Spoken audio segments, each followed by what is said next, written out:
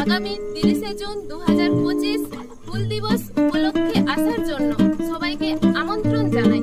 মানতান মানতিয়া আমাদের সিধু কানু মিশনের শুভাকাঙ্ক্ষীগণ এবং সকল দাদা দিদিরাকে সাগুন দারাম। হুল বিদ্রোহ হয়েছিল 1855 থেকে 56 সালে সিধু কানু চাঁদ ভৈরব ফুলো ঝানোর নেতৃত্বে ব্রিটিশ ইংরেজ জোরদার জমিদার সুদখোর মহাজনের বিরুদ্ধে। গরিব নিরীহ সাঁওতালদের উপরে যে অত্যাচার হয়েছিল তাতে নিরীহ সাঁওতালরা দল বেঁধে হুল বিদ্রোহে বাধ্য হয়েছিল। হুল বিদ্রোহে প্রায় 30,000 ছেলে মেয়ে বিদ্রোহে যোগ দেয় আর 50,000 ছেলে মেয়ে রেডি হয়ে থাকে ঢোল ধামসা তামাক রেগড়া সাকুয়ার তালে।